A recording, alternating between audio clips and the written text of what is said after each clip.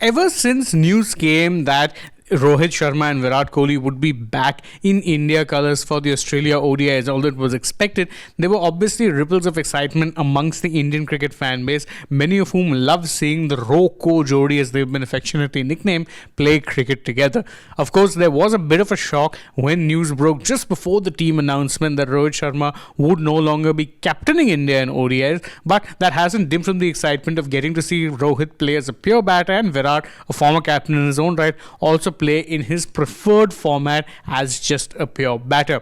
However, that has also led to some debate as to what it is that these two need to be doing in order to keep themselves match fit. Remember, they both retired from T20Is and Tests and currently are only playing ODI cricket, which of course can lead to big gaps in terms of their cricketing, exploits on the field, because they're only playing one format that, truth be told, is only prioritized if there's a major tournament coming up. Bear in mind that Rohit and Virat haven't played for India since March, and they haven't played any form of active cricket since the IPL. That is, of course, how long the how lean it is for them in terms of their game time, which has led to some advice from former India all-rounder Irfan Pathan. Here's what he had to say in a video on his YouTube channel.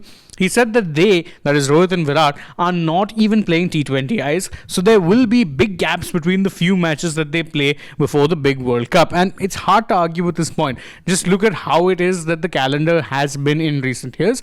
Since every year there is a World Cup, whichever format's World Cup is taking place is the format that gets prioritized. So in 2023, for instance, you saw a lot of ODI cricket played because it was an ODI World Cup year. In 2024, T20s was the main focus area because, truth be told, you had a T20 World Cup coming up in the middle of the year. Same has been the case in 2025, because whilst you did have the Champions Trophy early on in the year, thereafter, the focus has only been T20Is for the most part. That is because you'll be having a home T20I World Cup in the beginning of 2026. That does lead to a lot of gaps for ODI only players. So, what exactly is Pathan's solution? It's simple: play domestic cricket.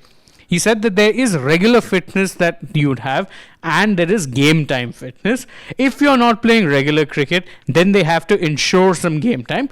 They have to play domestic cricket. And again, it's hard to see why, it's hard to see any flaws in his logic, because as I mentioned, there will be long gaps, and those long gaps does mean that you're missing not only match fitness, but also, and more importantly, match sharpness. In order to maintain that sharpness, it might actually do these stalwarts some good to play domestic cricket. And if you want an idea of just how interesting it can get domestic cricket when these two players are playing, then you only need to look at it earlier in the year when both of them were playing Ranji Trophy games.